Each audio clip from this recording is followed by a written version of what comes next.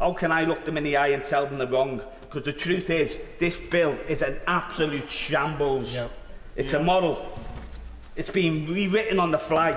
Policies affecting millions and millions of disabled lives are being made up as we go within this chamber in the last couple of hours. Yep. We're being asked to vote on a bill as legislators without full impact assessments, without proper scrutiny, without even knowing what the final version will be. How can we vote for something so absolutely consequential for so many people in our constituencies across the country without the data, without the analysis, without everything we need as legislators to make informed decisions? But what we do know is devastating. The government's own figures say this bill will push at least 150,000 more people into poverty, 100,000 more people into absolute poverty. It will create a cruel, two-tier welfare system where support depends not on need, but on when someone was assessed. That is just not unworkable. Not just unworkable, it's absolutely morally indefensible. Yes. Yeah. Deputy Madam Speaker, some votes define us in here. They reveal who we are and who and what we stand for. This, tonight, is one of those votes. And I say especially to colleagues on my own benches, do not ignore the voices of the people who need us most. Stand with them. Stand on the right side of history. Vote against this bill and hold your head up high. Hear, hear. Hear, hear. Well. Donald. I was pleased yesterday to hear the Secretary of State acknowledge the anxiety of disabled people in her comments from the dispatch box. And I think if we really want to understand why changes like this cause such anxiety and fear in the disabled population, then really just sit and listen to the speech that was completely without empathy from the Leader of the Opposition at the start of this debate. Absolutely. Areas like the northeast of England, where over decades industry has declined, are the same places that have the highest levels of poverty, poor health outcomes, and consequently the highest need for social welfare support. The member for Salisbury talked about the lack of productive capacity. Well, I can tell him it was successive Conservative governments that stripped the productive capacity out of seats like mine, which is why a former Director of Public Health in Stockton North, Professor Peter Kelly, when asked what would be the best way to improve the health of our residents, said that it will be for everyone who can to have a secure, well-paid job that they like doing. We see it time and again. A physical health condition is left untreated due to long NHS waiting lists. The resulting inactivity leads to musculoskeletal problems, which turns to isolation, anxiety and depression. And often our benefit system compounds that hurt, forcing people to prove and reprove their disability, creating a climate of doubt and rather than dignity. And I'm pleased to see that this bill will address that by removing the need for reassessment and protecting existing claimants. I'd like to thank the Disability Minister and the other ministers for listening to me when I've raised the concerns of my constituents.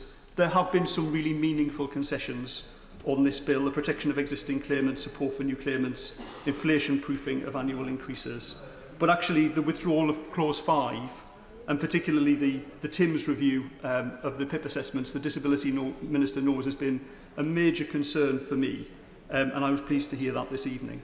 But I am also concerned about mental health, made worse by debt and unemployment, and I welcome the government's investment in expanding access to occupational health and the almost 7,000 new mental health workers since last July. These aren't just policies, they're the foundations for a healthier and, I think, a more hopeful society.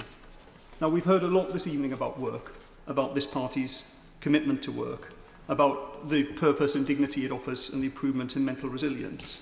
But I want to be clear, there is a value judgment behind this, but it's not a value judgment that chooses to separate those people in work versus those who aren't. People's lives have equal value regardless of whether they work. But work does in and of itself improve the quality of people's lives. It's... okay, yeah, honourable member for giving way, who's giving a passionate speech about our region. Does the honourable member agree with me that for too long the place of work has not been disability friendly, and lots of people would like to contribute, and my experience as a trade unionist, I've seen time and time again people managed out of the workplace despite it being illegal who really did need the support and wanted to be in work, and they told me that they were bullied out of the workplace because of the weak reasonable adjustments clause. I do agree that accessibility to work is important, both through buildings and also transport and access to work as well. It's not just about supporting people to get into work, but whether they're physically able to get into work as well. I absolutely do agree with that. So to reiterate, people's lives have equal value regardless of whether they work. And it's our duty to ensure that as many people as possible are supported into that secure, purposeful, well-paid work, and to ensure also that employers satisfy their duty to make the necessary adjustments for people with disabilities. My honourable friend, the member for Norwich South, outlined some things the government are doing to try and reduce unfairness.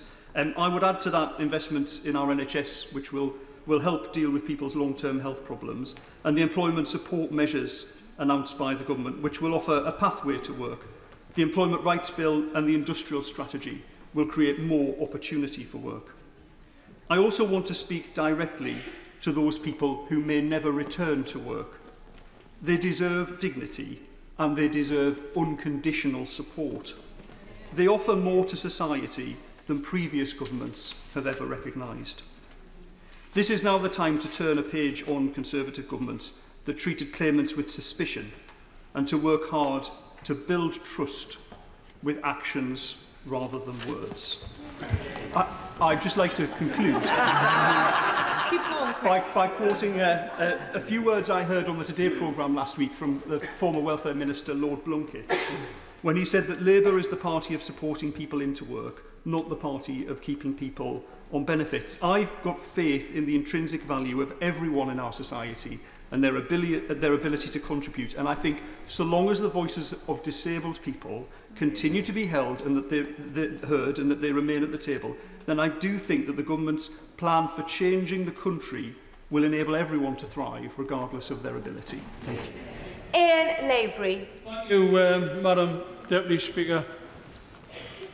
I've got to say I'm absolutely amazed at what's happened just even this afternoon. I'm, like many people in this place, being absolutely ignored at anything I've ever had to say with regard to this bill. This bill was published a few months ago, and very little consultation, if any, has taken place.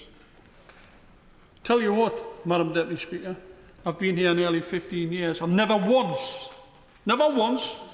seen a massive commitment given in a bill like my honourable friend, right honourable friend, the Minister gave in an intervention in a contribution. This is crazy, man. This is outrageous, man. This bill isn't fit for purpose. If you have a look at 16 pages, I can ask a right honourable gentleman to rip the ones out now that's changed. There would only be 2 pages left. Withdraw the bill. Discuss the contents of the... We're only that far, you know, Madam Deputy Speaker. We're only that far with the commitments that have been given by the front bench on some sort of satisfactory bill which everybody could get behind. I think if we had another hour or 2, we could have voted on something which we all would have agreed with, instead of this hodgepodge of a bill which means nothing to nobody. Madam Deputy Speaker, I might seem terribly cross, and that's because I am. It's because we're discussing, you know, the lives of millions of disabled people who live in our constituencies. Not one of them, you know, voted, regardless of what party anybody, not one of them voted for their representative to come here and reduce the PIP payments or reduce any payments that they receive disabled people. And I think, you know, what we've got to remember, it's not just disabled people, you know. It's people who are sick, people who are ill, people who one day have been absolutely fine and because of possibly an industrial accident, because of some sort of illness, the next day they lost their capacity to earn any finances whatsoever. No, the bill as it stood, the bill as it actually still stands, I should say, means that there will or there would be a two-tier system. It isn't any good trying to argue the cheat in here, Madam Deputy Speaker, that there wouldn't be a two-tier system, because if somebody with a condition gets paid money and support one day to a level, and then the next day, because of a date on a calendar, that support is less than the other person.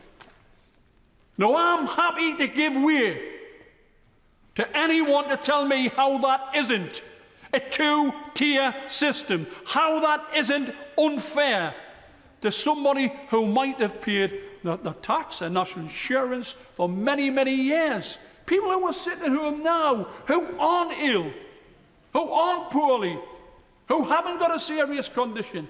But I'll tell you what, come November next year, if this continues the way it's on the face of the bill, come November next year, there'll be a whole number of people that could fall in the bracket the day after the introduction of the bill. That can't be fair, man. It just isn't fair.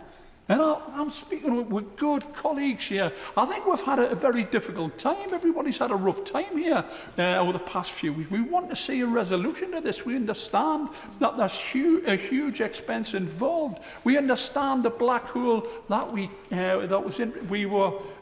received once we got into power. But people didn't vote for the Labour Party's change to be a change for the worse. They really had some faith, you know. They had some faith in the Labour Party. I've still got a little bit of faith left. It's draining out of us. It's draining out of my constituents. We need to restore that faith. We need to make sure that people really understand what change we mean and what we meant at the time of the election. We need to, Minister, we need to look after people. We need to look after not just the sick and the disabled, but everyone else in this country. That's what change means. Darren Paffy. Speaker, and I speak as a signatory of the first reasoned amendment tabled by my honourable friend for Hackney South and Shoreditch, because I recognised, as many did across this House, that there were serious problems with the original version of this bill. Welfare reform that we all believe in has to be fair, it has to be compassionate, it has to be grounded in evidence. And that bill, as first published, I'm afraid failed on all three counts. So I do want to acknowledge that there have been significant and welcome changes, and I genuinely thank ministers for meeting with me and for listening. We all know that scrapping or reducing PIP for people who are already in work was always the wrong target. It's one that risked making employment harder, not easier, and it's for many disabled people. And it's right that current recipients of PIP, over 7,000 in my Southampton Itching constituency, will now be protected. If we're to avoid repeating the mistakes of this recent period, we do need a proper process for consultation and co-production. Ministers have said that they will now do this through the Timms review, and that's the right vehicle. I welcome another concession around the £300 million of employment support that is being brought forward. In my view, that should have always been front and centre to this. But intentions alone are not enough. And while I welcome the removal of Clause 5, introducing no changes before Tim's reports, I am concerned that it remains open-ended. So I'm happy to give way. Yeah. I thank the honourable gentleman for giving way, and I too welcome the commitment that was given from the dispatch box, the removal of Clause 5. But I wonder if the honourable gentleman will share my hope that when the Minister sums up this evening, he can categorically state that those people grandfathered in today, which is to help get past that Clause 5 moment in the bill, will still be grandfathered in without Clause 5 and despite whatever comes out of the Timms review, so that they're not put back into the pool of potentially being reassessed in the future. Thank you, Madam Deputy Speaker. And my honourable friend makes an important point that I do hope the Minister will confirm. There are other assurances that many of us would like to hear from the dispatch box today, and that includes a defined timetable for the report. So I wonder if the Minister would, in wrapping up, confirm that November 2026 is now no longer a relevant date at all. I'm glad that we will now avoid the absurd situation of having potentially 3 different assessment regimes running in parallel. What has been announced will, I hope, give clarity to claimants and will, I hope, in good faith, demonstrate that the government is serious about doing reform properly. I will happily give way. If November 2026 is not a hard deadline anymore, why are the government needing to push this bill through today? Why is it got to get through before the summer recess in order that it can go to the Lords, in order that it can be in place before November 2026, when that date no longer matters? I mean, most of the answer to that question is obviously a matter for the Minister, but actually I don't want to delay the uplift in universal credit, so I am willing to vote that through today.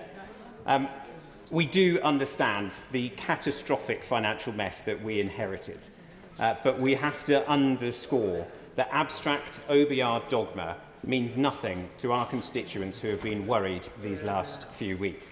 There must be a willingness from government, from the dispatch box today, to rebuild that trust. Reform has to start with the right foundations, with investment in the NHS to help people become work ready, with a renewed access to work scheme, with better job centre support, with the right to try, and with employer engagement. These are all good measures, all have my full support. I welcome, as I've just said, the uprating of universal credit, the scrapping of the work capability assessment, and the additional support that's been promised to those who cannot work and will never be expected to. These are important steps in restoring fairness and dignity to the social security system.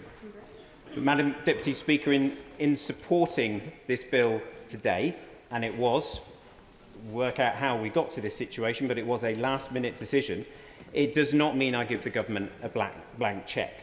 I, like many across this House, will be watching very closely as the next stage unfolds. I still believe that the next stage is rushed, but we are where we are. I will still consider, if necessary, opposing the bill at third reading if the commitments today are not delivered in the coming week. That is not a position I enjoy being in, and anyone who thinks it's easy to be in that position doesn't know what they're talking about. In constituencies like mine, in Southampton Itchen, we know the difference that a fair and functioning welfare system can make, and the damage that's done when it fails. That's why we have to avoid the same makes that the last Conservative government did. We all remember, indeed casting our minds further back, the Conservative and Liberal Democrat coalition's litany of failure on welfare reform, the bedroom tax, ATOS doing reassessments. I accompanied my mum to her reassessment. She was a nervous wreck because that was an absolute disaster of a scheme.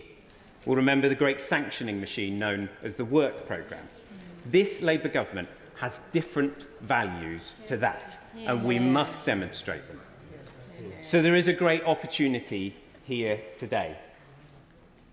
Commit to a clear timetable for the review so that people can rebuild that trust in what's about to happen. Convince us as a House that the review will be meaningful co-production. Set out what employment support will come with that £300 million that's being brought forward. Because if the bill passes today by the government's own rushed agenda, in my view, it has 1 week to get this bill into shape. If we get the system right, we will have a reformed welfare system that delivers on the government's objectives to support people who can work into work, with dignity and prosperity for them, and yes, it will ensure the sustainability of the welfare system. So let's build, I'm coming to a conclusion, let us build a system, Madam Deputy Speaker, that is sustainable, but above all, one that is just and fair. Kelly-Foy. Thank you, Madam Deputy Speaker. And I speak today on behalf of the hundreds of desperate people in Durham and beyond, as well as the dozens of organisations who contacted me with concerns about this bill. And I'm sure many members across the House will agree that there is a need to reform the social security system and support people to stay in and back into work, not least those of us in areas that have been decimated over the last 3 decades. Now, we've been told that this review of PIP is to ensure that the benefit is fair and fit for the future, and that the review will be co-produced with disabled people and the organisations that represent them. But what's fair about us being asked to vote on changes when the terms of reference of this review were only announced yesterday? And Madam Deputy Speaker, I popped out for a banana earlier on, and when I came back in, things had changed again. So I'm even more unclear on what I'm voting on. Now, as we've heard, these proposals are so unfair. They'll create a 2-tier system of social security. If you fell ill earlier this year, you've got the support you've always had. But woe betide those people who will fall ill later this year or next year. How can we be asked to vote for a system that, rather than penalising everyone for being ill, has now been tweaked to only penalise people based on when they got ill? Or in fact, when they get more ill, as anyone reporting a change in the circumstances will be caught up in these changes. And every organisation that I've spoken to, including at my recent expert roundtable event in Durham, agrees that the changes to PIP will have a bigger impact on the North East than almost any other region in the country. This isn't a level playing field. The scale of ill health in the North is 50% higher than it is in the South. The North East has a higher rate of people living with a disability than any other region. And the Ageing in the North report, recently published by the Northern Health Science Alliance and Health Equity North, suggests that in the South, people leaving the job market later on in life overwhelmingly retire. In the North, they leave due to ill health. So the impact that these changes will have on individuals, communities and the economy in the North East are huge, regardless of any recent concessions. And again, we're being asked to vote on proposals before any meaningful consultation with disability charities and organisations have taken place, and without a regional impact assessment being carried out. And let's remember, PIP is an in-work benefit. For many, it provides them with support they need to actually stay and work. If they're caught up in the changes or claim after they've been introduced, it will be much harder for them to stay in work.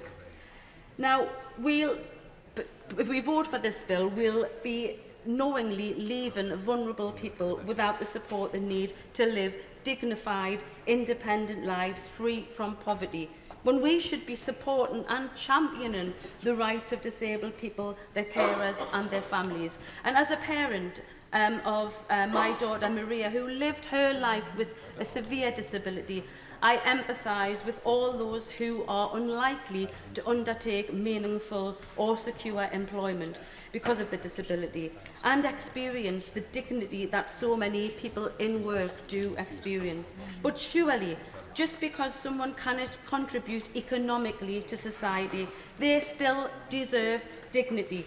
They still deserve to be treated with respect and to feel a value in society, no matter how they are able to contribute.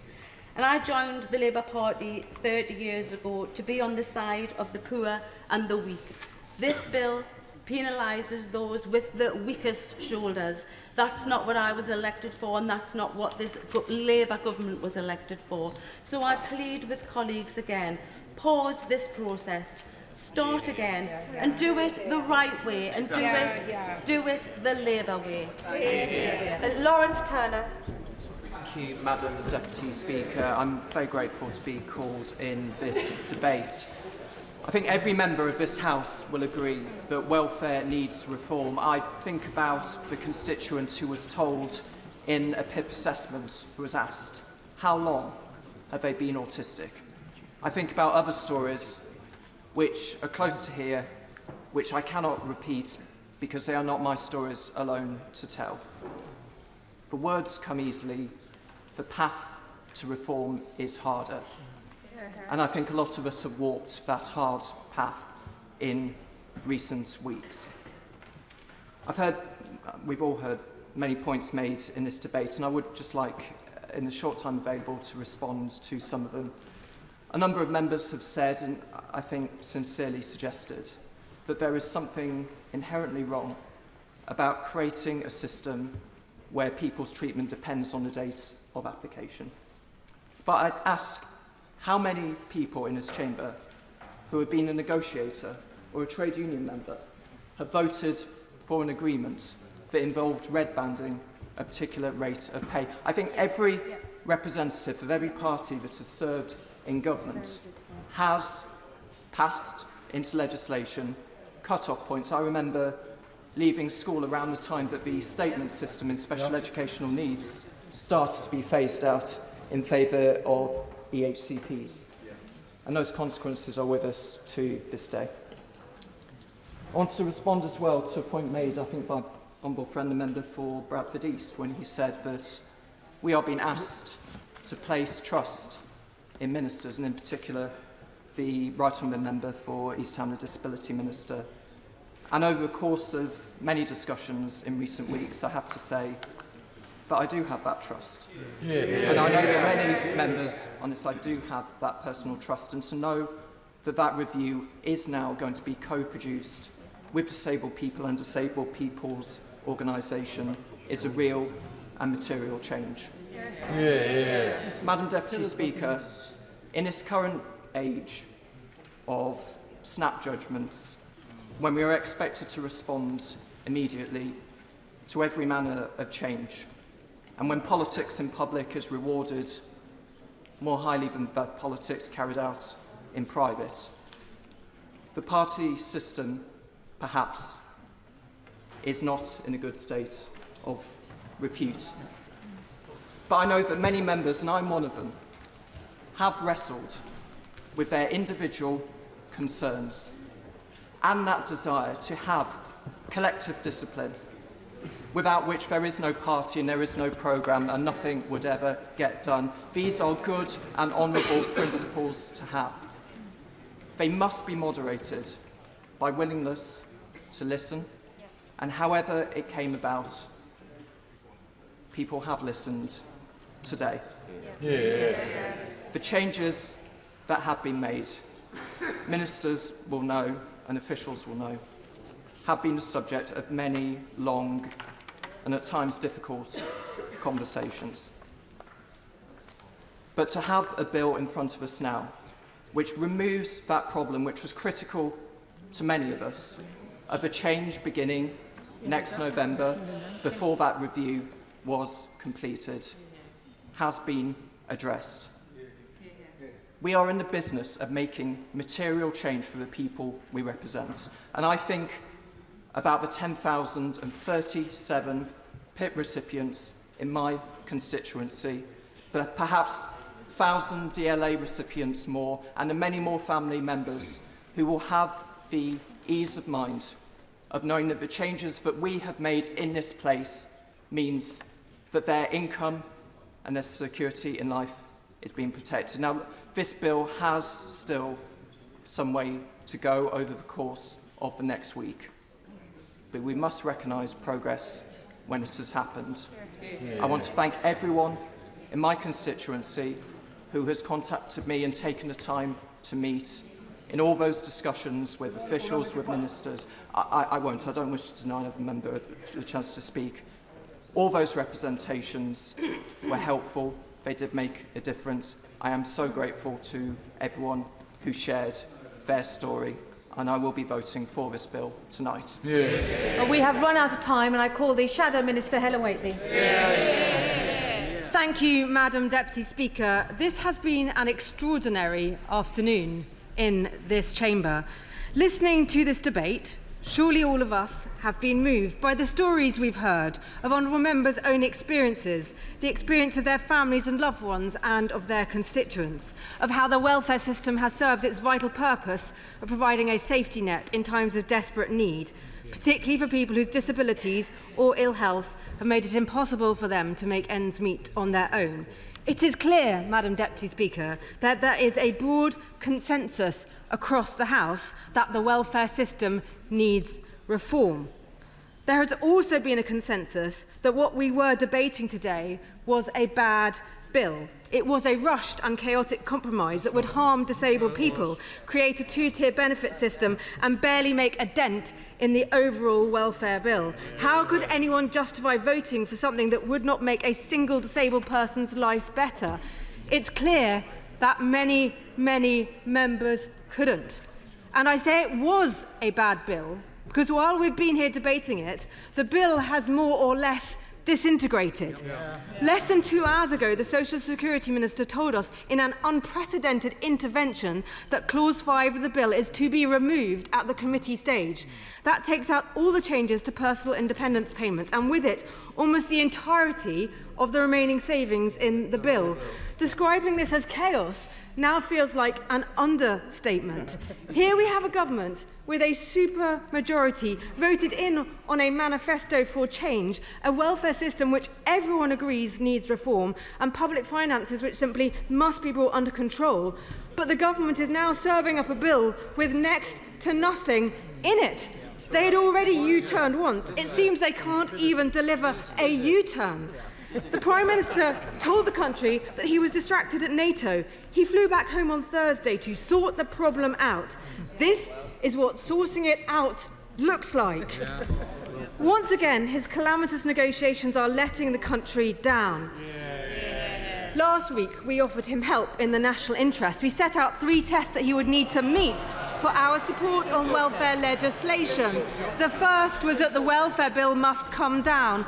All of us know people whose lives would not be possible without the help that our welfare system provides. Each and every one of us in this chamber wants a welfare system which is there for those who need it. But the fact is that if the welfare bill spirals out of control, it puts that support in jeopardy. But this bill now makes no meaningful changes to a system that we all agree isn't working. It will now save, I reckon, less than £1 billion from a sickness benefits bill, rising to nearly £100 billion by the end of the decade.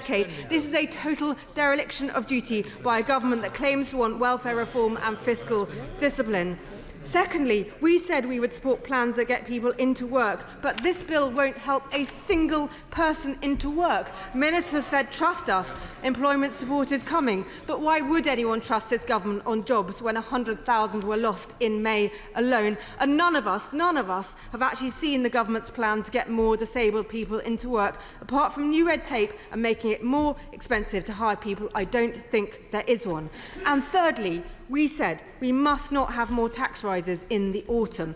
Given that the Chancellor had already committed to this, it should have been the simplest of those 3 conditions to agree to. But now this desperate climb down blows an even bigger hole into her budget. She is pushing us into a doom loop of higher taxes, fewer jobs, more welfare and higher taxes. At this rate, the time is coming when our constituents won't even have a welfare system to call on in times of trouble.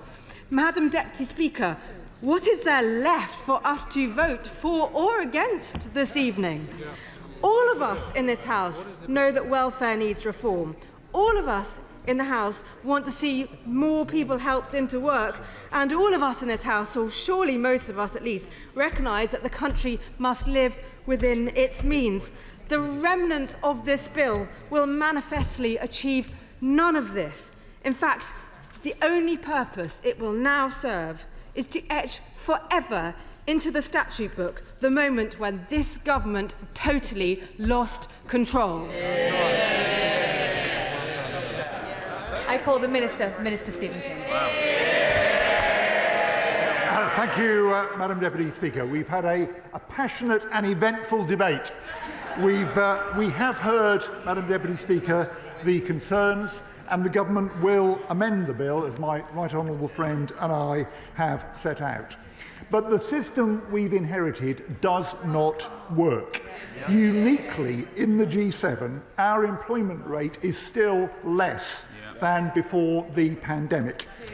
Every other G7 country has got back to where it was before or better, but we haven't. And the system is trapping hundreds of thousands of people needlessly in low income and inactivity. The system tells people they cannot work, for many of whom it is simply untrue. We have to change it. I'll gladly give way to Michael. I'm sorry to come in so early in this peroration, but we have limited time. Could we have the assurance that the concession that's been given this evening with regard to the Timms review, that the outcome and recommendations of the Timms review will be in primary legislation and not delegated legislation?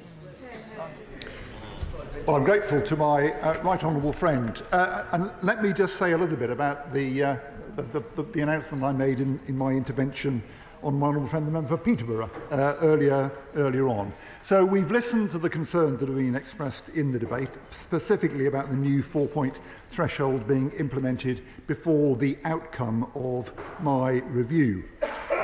So, as I've said, we will, in fact, now move straight to my review, only make changes to PIP eligibility activities and descriptors following that review.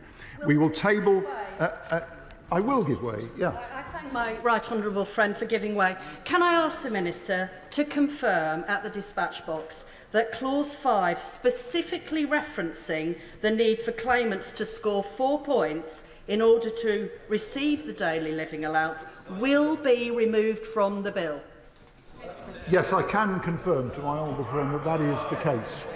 And we will table the amendment to do that. And let me also say, and answer the honourable member from South Antrim, who raised this point perfectly properly in the debate, that we will also remove the parallel provisions for Northern Ireland. Now, he suggested that would mean removing Clause 6. It doesn't mean that, because there's a lot of other things in Schedule 2, which is referenced in Clause 6. It's Section 4 of Schedule 2, which addresses the points that we're dealing with. Let me just make a little further progress, Madam Deputy Speaker. And actually, I still haven't quite answered the intervention that my right honourable friend, the question that he put to me in the first place.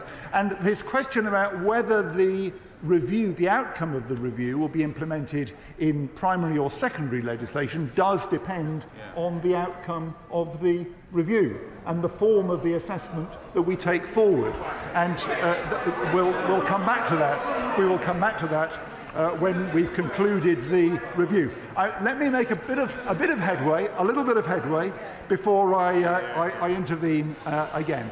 But, Madam Deputy Speaker, under the last Labour government, in the 12 years up to 2010, the disability employment gap fell steadily. In 2010, as soon as the Tories and the Lib Dems took over and scrapped the New Deal, it stopped falling and has barely shifted since. What this bill opens up is the chance once again for proper support into work for people out of work on health and disability grounds. We will provide that again, recognising that with, for example, far more mental health problems amongst young people, the needs post-pandemic will be different from the past.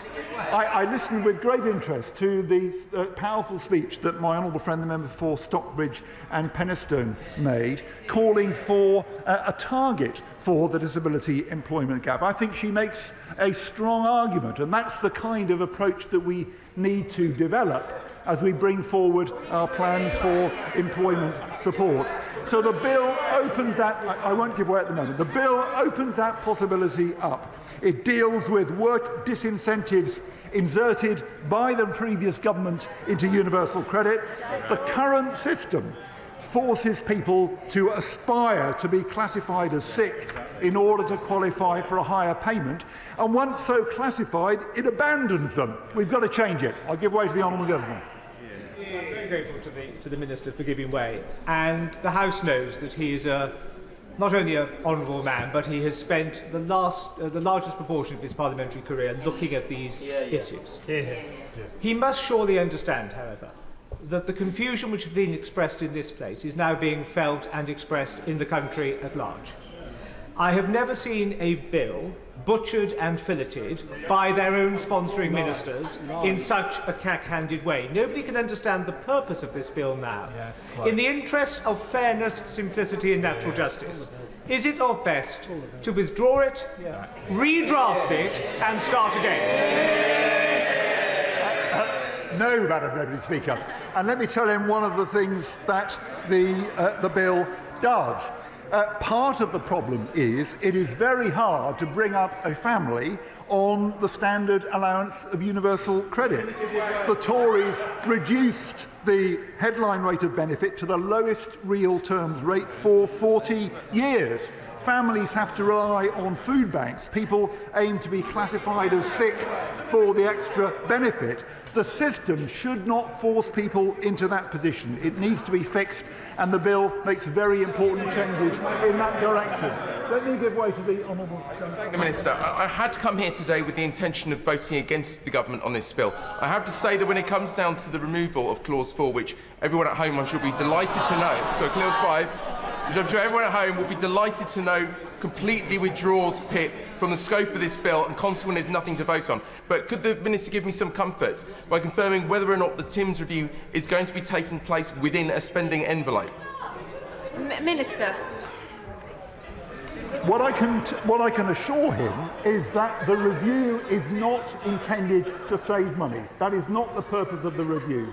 The review is to get the assessment right and to make sure we've got an assessment which will for the future. I need to make a little more progress, because a number of members have highlighted in the debate. My honourable friend, the member for Clwyd North, my honourable friend, the member for Southampton Itchin. A key step in this bill is the first ever permanent real terms increase in the standard allowance of universal credit. Actually, it's the first permanent real terms increase in the headline rate of benefit for decades. And the Tory party, of course, is against it. They froze benefits time and again.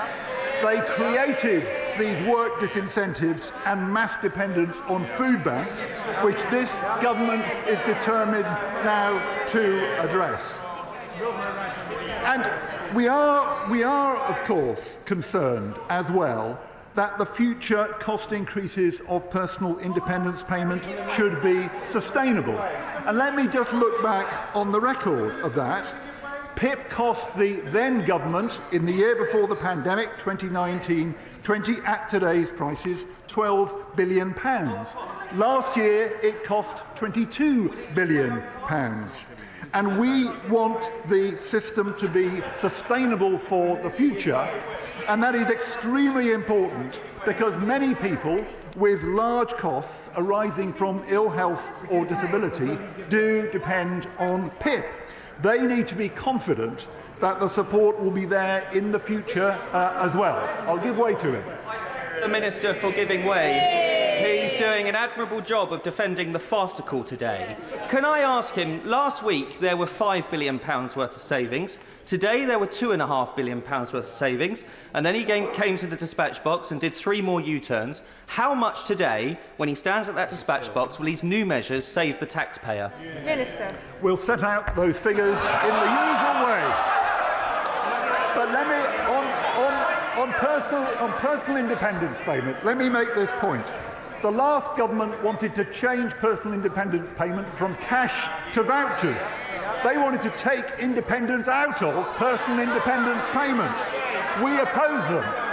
It's been suggested that the benefit should be frozen, but the costs which the benefit is contributing to are continuing to rise along with all the other costs.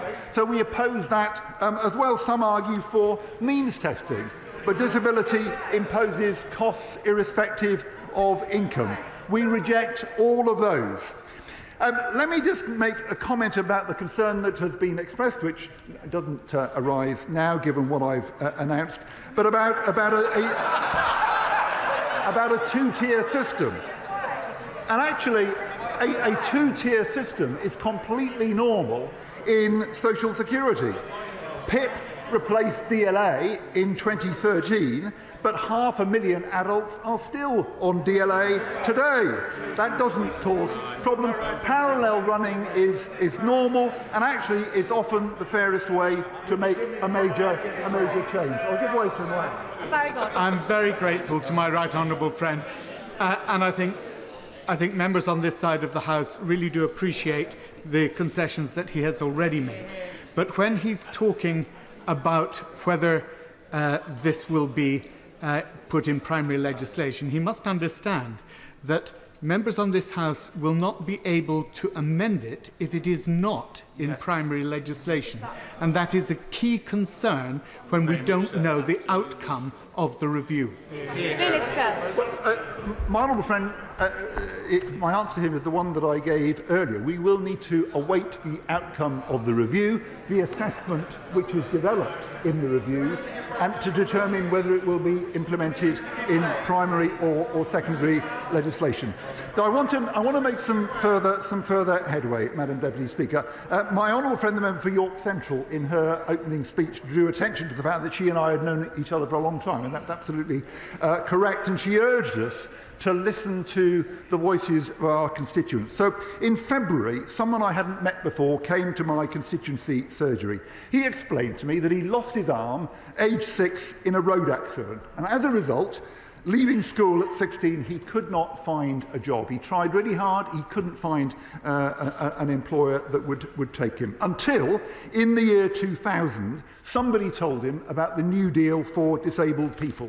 And they did find him a job. He then worked for 23 years without a break, a whole series of different jobs. He brought up his children, he paid his taxes, until in October 2023, he was in an unsatisfactory 0-hours job, and he left it. And to his dismay, he hasn't been able to find a job since. He came to me as his local MP to ask where to get help again, like he had from the New Deal. But unfortunately, it was all scrapped by the Tories and the Lib Dems after 2010. We are determined now to provide proper support again. And my right honourable friend yesterday announced further early funding for that support. No, I'm not. I won't be giving way again. The Tories were never really interested in the disability employment gap. They had a brief flirtation in the 2015 general election campaign when David Cameron suddenly announced a target to halve the gap.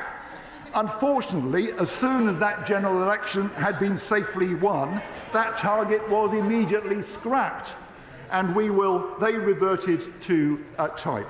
So, Madam Deputy Speaker, we do care about disability employment. That is what we are making changes to address, and in this bill, we're making the changes to deliver. Order. The original question was that the bill be now read a second time, since when an amendment has been proposed, as on the order paper. The question is that the amendment be made. As many of their opinions say aye. Aye. Of the contrary, no. No. Division. Clear the lobby.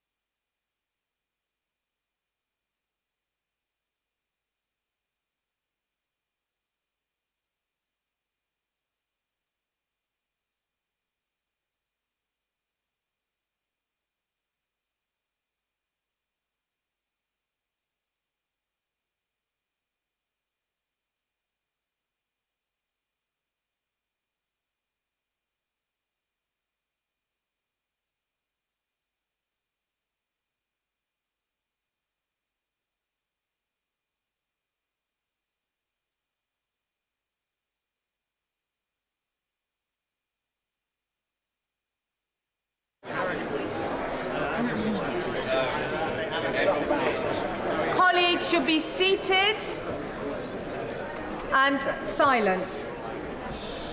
The question is, as on the order paper, as many that opinion say aye. Aye. Of the contrary, no. No. The tellers for the ayes are Clive Lewis and Andy MacDonald, and the tellers for the no are Keir Mather and Kate Dearden.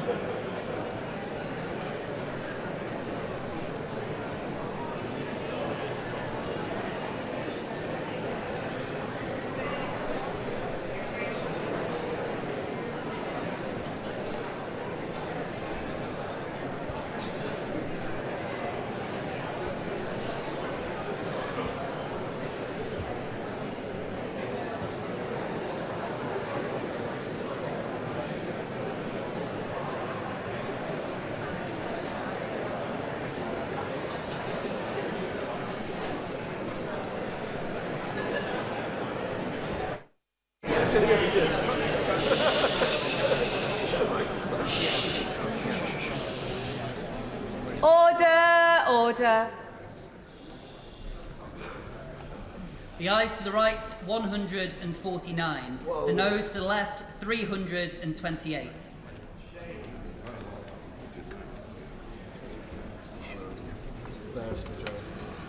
The ayes to the right, 149. The noes to the left, 328. The noes have it. The noes have it. Unlock.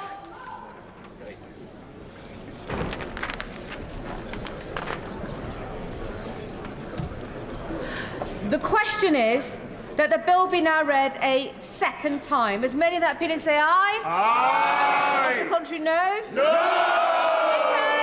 The lobby.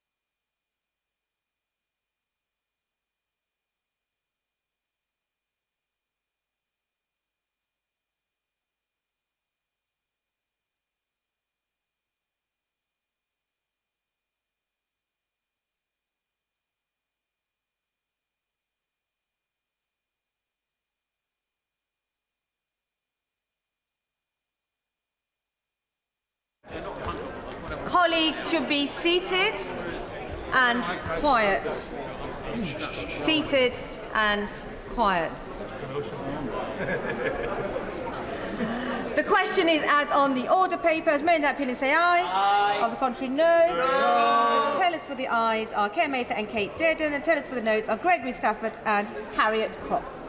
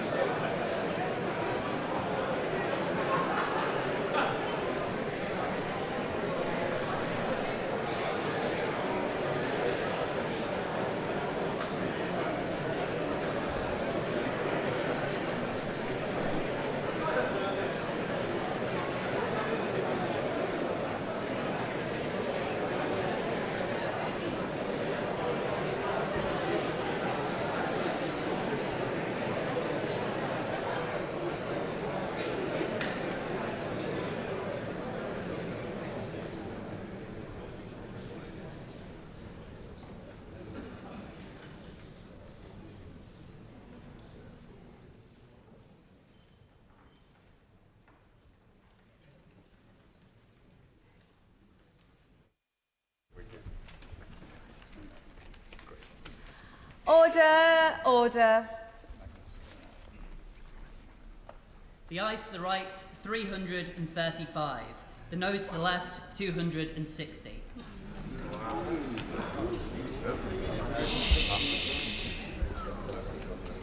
The ayes to the right, 335. The noes to the left, 260. So the ayes have it, unlock.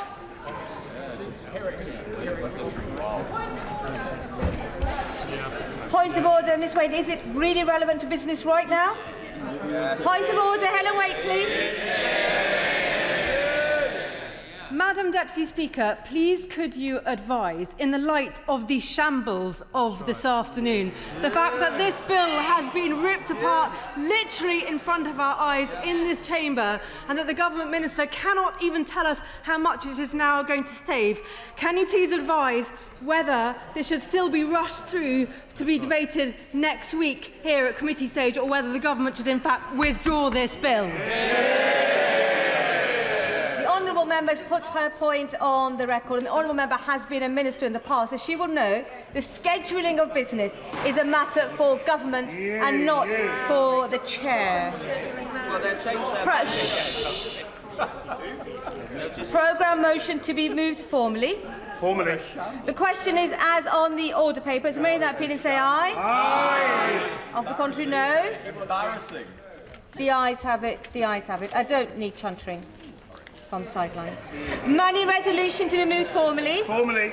The question is as on the order papers. Many of that opinion say aye. Aye. Of the contrary, no. The ayes have it. The ayes have it. I now go on to motion number 5 on prisons. Minister to move. I beg to move. The question is as on the order papers. Many of that opinion say aye. Aye. Of the contrary, no. No. The division is deferred until tomorrow. Motion number 6 on electricity. Minister to move. I beg to move. The question is as on the order papers. Many of the opinion say aye. Aye. Of the contrary, no. The ayes have it. The ayes have it. I now go on to presentation of public petitions. Petition Liam Byrne.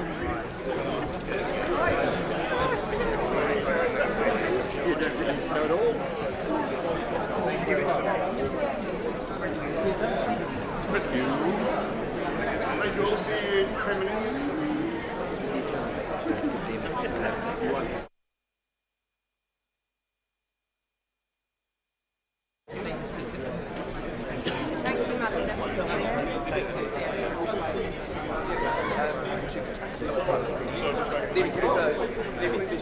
Can the colleagues leave the chamber in an orderly fashion and quietly?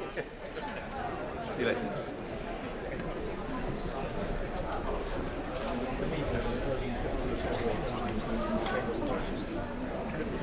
Presentation of public petitions. Petition Liam Byrne.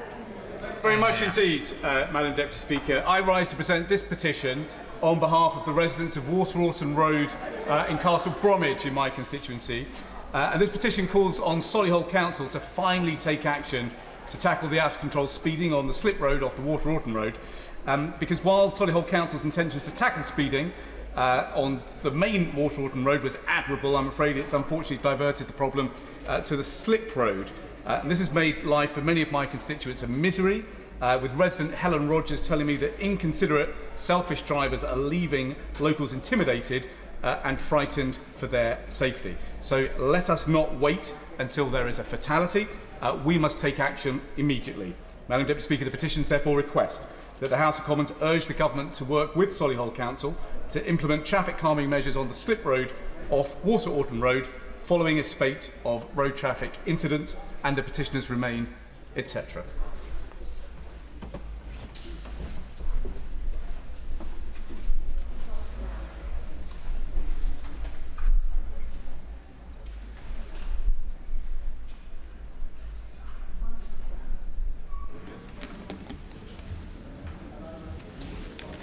Petition traffic calming measures on the slip road off Waterorton Road.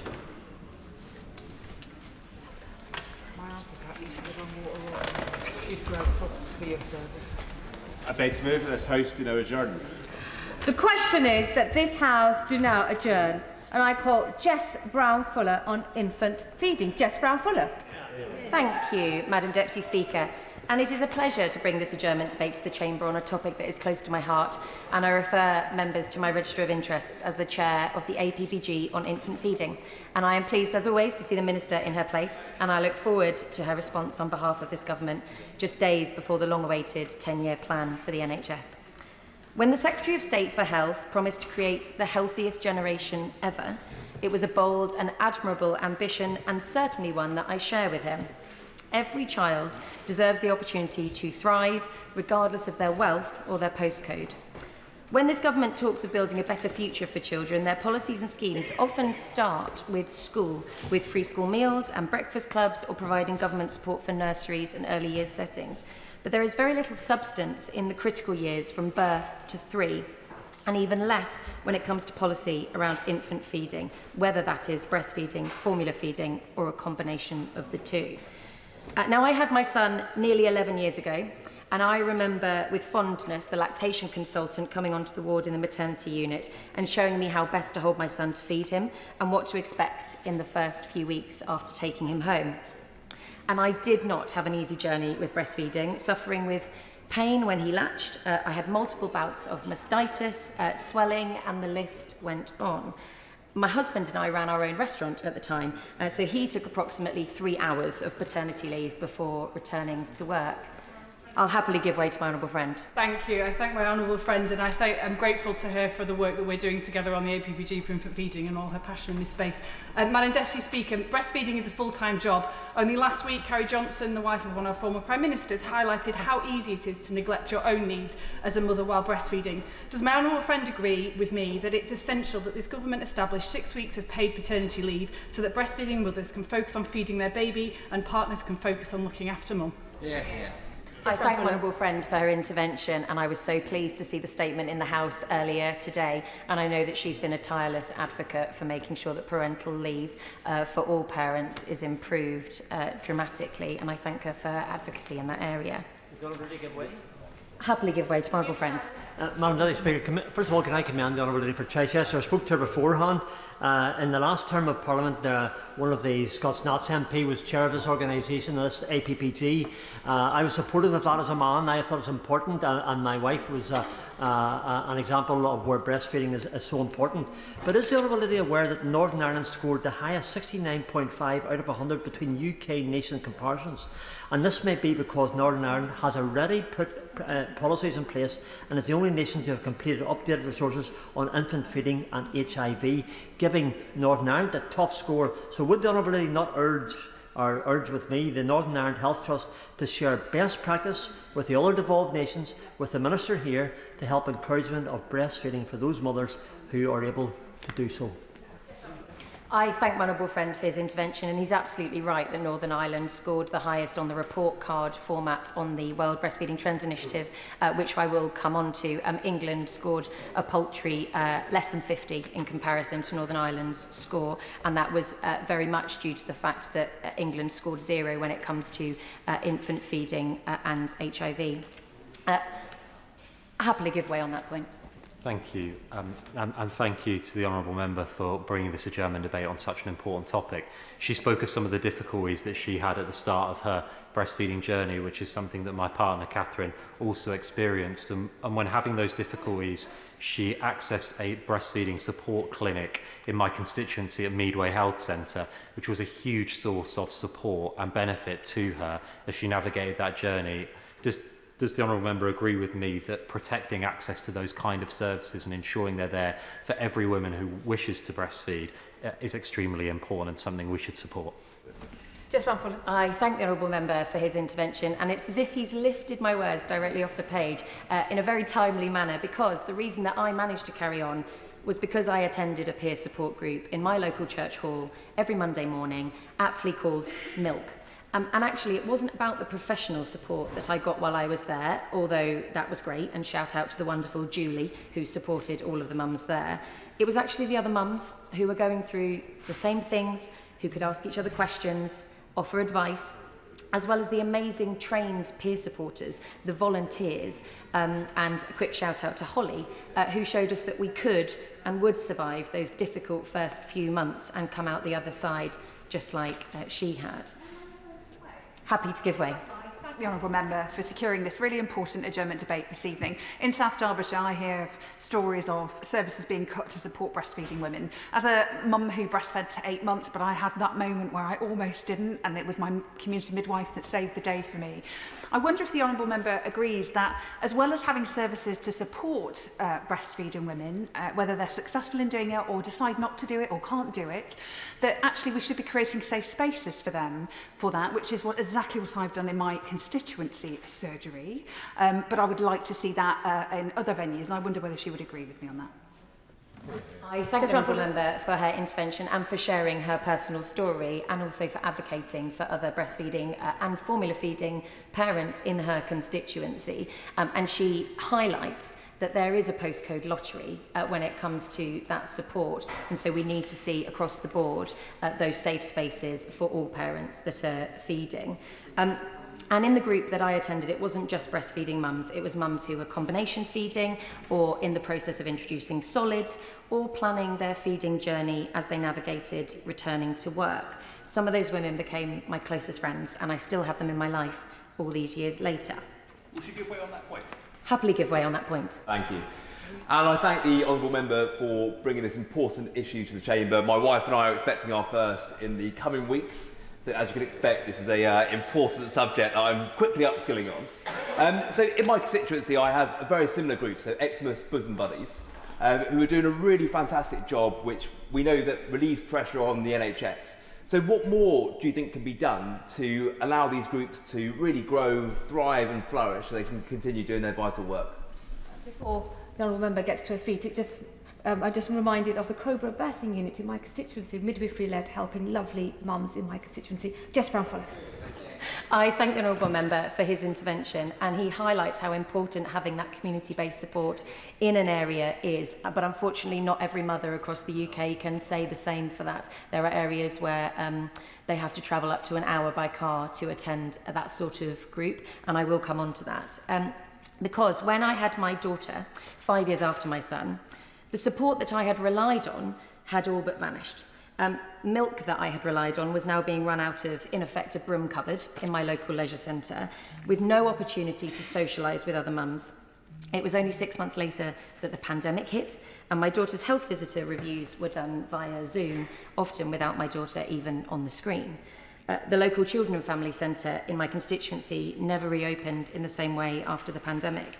Now, I was one of the lucky ones, because I'd already built my village around me 5 years earlier. I had a network of friends and family that I could call on. But for those new mothers in the last decade, that support has been all but vaporised, with community support groups being patchy, often delivered by volunteers or those wonderful midwives in their time off. And it's also essential, Madam Deputy Speaker, to acknowledge and support those parents who cannot or choose not to breastfeed, ensuring that they feel empowered and confident in the decisions they make for their children's nutrition and well-being. So I'm a proud advocate of every parent having choice, but that choice should be an informed one, and currently it's not a level playing field, with formula companies preying on the vulnerability of parents. The Competition and Markets Authority launched a market study into the formula industry in February 2024, and they published their results earlier this year. Now, this provided a comprehensive, in-depth and up-to-date exploration of the infant formula market in the UK through a consultative process that has offered really unique insights into the industry. And I'd just like to read a short extract from the CMA's executive summary on their findings. Parents are often in vulnerable circumstances when they first make choices about whether and which infant formula to use. Their brand choice is often based on incomplete or unclear information, and they are typically then reluctant to switch brands. Against this backdrop, manufacturers place significant emphasis on building their brands, including through their willingness to supply the NHS below cost, and differentiating their products to attract parents rather than competing strongly on price. And price competition between retailers has typically been weak. Our analysis indicates that these features in combination are leading to poor outcomes for parents in terms of the choices they make and prices they pay for infant formula. In short, Madam Deputy Speaker, a vulnerable, extremely tired new parent is making choices on which formula to buy, but often the claims on boxes of commercial infant formula are unfounded, and they're causing parents to choose between a £7 tin of formula or a £14 tin of formula, even though they are nutritionally equivalent. At a recent event, we heard testimonies of parents who had purchased the more expensive brand with bold claims on its packaging, believing that they were doing the best for their child, only to then use less scoops when making a bottle to make the tin last longer. And you only have to look at our supermarket shelves to see formula milk locked behind glass cabinets to show that we have a crisis in families being able to feed their babies. The cost of living challenges have spiralled into a food insecurity crisis, yet formula manufacturers increased prices by 24% in 1 year in 2023, and they continue to rise well beyond inflation. And research shows that parents rarely switch brands once they've introduced a formula milk. This gives formula companies a clear incentive to offer their products to maternity wards at reduced prices, knowing parents are likely to continue using the same brand when they go home. So to address this, the CMA recommends standardised infant formula labelling in healthcare settings, which would eliminate this form of exploitative marketing. Formula companies are also restricted from advertising newborn formula, but they get round this by advertising their follow-on or stage 2 milk and then making the packaging look exactly the same. The CMA recommendations ask for the government to assess whether infant formula and follow-on milks are clearly distinct and then communicate that assessment to the manufacturers and enforcers. A Mintel report from 2016 reported that in 2015, for every baby born in the UK, companies spent a staggering £21 just on marketing follow-on formula. So the CMA has made 11 recommendations to government, all of which aim to improve outcomes for parents. I'm calling on the government today to implement all of the 11 recommendations and finally level the playing field for those parents that rely on formula to feed their babies. Now, Madam Deputy Speaker, this debate is very timely, as last week I was delighted to host the World Breastfeeding Trends Initiative launch of their 2024 report here in Parliament. I would be delighted to give the Minister a copy if she doesn't already have one. The key takeaway from the report is that the UK has one of the lowest breastfeeding rates in the world. The report not only highlights the gaps in policy, but it also creates a report card system for each of the 4 nations. And I just want to highlight a few things that were mentioned within that report. Importantly, data, though its collection is uneven across the 4 nations, shows that the majority of mothers do set out to breastfeed. Despite this, by 6 to 8 weeks, around 70% of babies in the UK receive some formula, and by 6 months, only 1% of babies are exclusively breastfed. Will my honourable friend give way? Happily give way. I'd like to commend her for the great work she's doing to improve the relationship, the most important relationship in the world between a mother and her infant. Will she join me in paying tribute to the Midwives of Paris Teaching Health Board, who have the largest county in Wales to cover? And we should also join me in paying tribute to Susan Grounds, who after being a midwife for over 20 years, retired in March and was elected as a Lib Dem councillor in April. I thank the honourable friend for his intervention, and he's absolutely right that quite often these women have been so embedded in their communities for so many years, helping these women raise their babies, that they go on to do marvellous things in the community. And the majority of those who stopped breastfeeding early wanted to breastfeed for longer, but didn't receive the help they needed to resolve problems, all of which could be addressed with support from trained health workers, skilled peer supporters, or specialist help in hospital, at home, or in the community. The World Breastfeeding Trend Initiative report highlighted the absence of national policy and governance in England. Now, the devolved nations have pulled ahead on this front, with Scotland publishing a strategic framework, Wales having had an action plan since 2019, and Northern Ireland currently finalising their very own strategy. Support needs to be baked into policy and legislation because communities cannot do this alone. The government has all the opportunity to act by being so early into the parliamentary term. I was delighted to see the announcement today into a review of the parental leave and pay system, and I hope infant feeding will play into the considerations of better support for parents on maternity and paternity leave. Health visitor teams have also dwindled over recent years, and an estimated 54,000 GP appointments could be saved every year if there was a professional feeding service available in every community. And any strategy must be properly funded and integrated with current programmes across communities and healthcare settings such as family hubs and Start for Life, which should themselves be expanded. Particularly Start for Life, which is currently only funded in half of England's local authorities. Some councils are choosing to make this an area they improve on, and I'm pleased to see my local authority, West Sussex County Council, including the early years as part of their health strategy for the next 5 years, even without the Start for Life funding, which they currently do not receive. I'd like to just very quickly use an example of a mother that got in touch just last week to share her story. She had a traumatic birth with unexpected interventions. Her baby was fed formula by hospital staff very quickly. The pump kit didn't work in hospital, and there was no available or meaningful help. She really wants to feed her baby herself. She looked online when she got home to find help nearby, but there was nothing less than an hour away by car. She is struggling with which formula to use and doesn't really understand what is the difference between them. She doesn't know other women with babies. She's feeling very lost and isolated. Social media is full of conflicting advice, so she has reached out of area for paid support she really cannot afford on maternity pay to help her try and regain a sense of reality. I'm sure this lady's reality is the same for parents across the country. And if the reasons I've highlighted in this debate are not compelling enough, then maybe the economic impact is. UK research on the costs of 4 diseases back in 2012 showed that even reaching moderate breastfeeding levels could save the NHS millions, and that the implementation of proven breastfeeding support systems would pay for itself within a year. For babies, breastfeeding strengthens the immune system and significantly reduces the risk of infections, obesity, asthma, and long-term conditions such as type 2 diabetes. And for the mother, breastfeeding lowers the risk of breast and ovarian cancers, cardiovascular disease, and supports postnatal mental health. There is so much more I could say, Madam Deputy Speaker, but instead I will move to my asks of this government.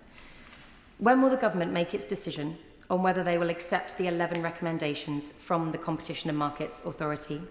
Will the Minister consider following the devolved nations and introduce a comprehensive national infant feeding strategy to end the postcode lottery and provide support to all parents in their feeding journeys? Will we expect to see something about infant feeding in the upcoming NHS 10-year plan? And finally, there is very little about breastfeeding in most health professional training, but primary care has successfully integrated assisted roles into primary care services such as pharmacists and social prescribers. Could the same model be extended to lactation consultants? I'd like to finish by saying thank you to all of those tireless activists and campaigners who have been fighting for all women to have support, guidance and trusted information when they begin motherhood. I won't risk trying to name them all, as I will no doubt miss some. But a special thank you to the World Breastfeeding Trends Initiative Steering Group, to First Steps Nutrition Trust, and also to the previous Honourable Member for Glasgow Central, who chaired the APPG before the general election. Thank you. I call the Minister, Minister Ashley Dalton. Thank you, Madam Deputy Speaker, and I'd like to congratulate the Honourable Member for securing this debate. Through her leadership of the All-Party Parliamentary Group on Infant Feeding, she is working to ensure families across the country get the right support. And I'd like to thank all members that have contributed today, the member for Ribble Valley, Strangford, contributions from the member for Altrincham Sale, South Derbyshire, Exmouth and Exeter East, Brecon, Radwa and Cumtowie. And, of course, from yourself, Madam Deputy Speaker. Thank you. Thank you. I think the number of interventions and contributions in this debate today has just shown how important this issue is and how deeply felt it is across the House. The Honourable Member asked about the 10-year plan. I will not be going into details of what the 10-year plan has got in it, but TikTok, she does not have to wait very long, as this will be launched on Thursday morning. And I look forward to taking forward and working with colleagues from across the House and the wider health landscape on how we deliver in the plan. But within that plan, you will see that children's early years are crucial to the development and their health and their life chances, and that is reflected in the government's mission. It's why the government's taking a mission-based approach to raising the healthiest generation of children ever, and to ensuring that every child has a healthy, happy start to life. I will. I thank the Minister for giving way. Just to reiterate my honourable friend's comments and the comments made just now at the dispatch box about all children needing to have a healthy start. We can't emphasise how important gestation and the first 6 months of life is. The factors that affect gestation and the first 6 months of life have a bigger impact on long-term health than anything you can do after that period of time. Any conscious decisions you make about your own health are less impactful than what's happened to you during gestation in the first 6 months of life. Minister. I thank the honourable member for his intervention and agree, and he will see as the 10-year plan comes forward, and also looking at some of the investments that we're making around, for instance, reducing the numbers of women smoking in pregnancy, etc. That is something that the government recognises. And we recognise that infant feeding is critical to a baby's healthy growth and development, and recognise the significant benefits of breastfeeding for both mothers and babies, and are fully committed to supporting families to breastfeed should they choose to do so. We know that most mothers want to breastfeed, but many stop before they would ideally like to. Whilst it's been positive to see many more mothers continuing to breastfeed in recent years, we know that they can face complex barriers to achieving their infant feeding goals. And I recognise the concerns raised through the World Breastfeeding Trend Initiative report on the UK infant feeding policy landscape. Whilst health is devolved, and I would like to recognise the performance in Northern Ireland that was raised by the Honourable Member for Strangford, and commend them on that.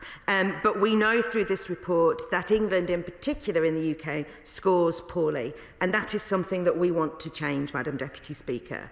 And families need quality services, trustworthy information, affordable options and systems that support, not hinder them.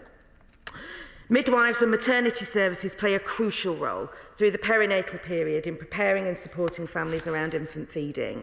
We've committed to training thousands more midwives to better support women throughout their pregnancy and beyond. And there has been an increase of over 1,300 full-time equivalent midwives in the workforce since April 2024. We will publish a refreshed workforce plan to deliver the transformed health service that we build over the next decade. And to drive forward improvement on maternity and neonatal services, we announced the launch of a national independent investigation into maternity and neonatal care. The investigation will recommend one set of national actions by December. A national maternity and neonatal task force, chaired by the Secretary of State, will then bring forward independent experts to co-produce a national plan to drive forward. As families transition from maternity services to the community, it's important that they continue to receive the support they need, and health visitors are key to this.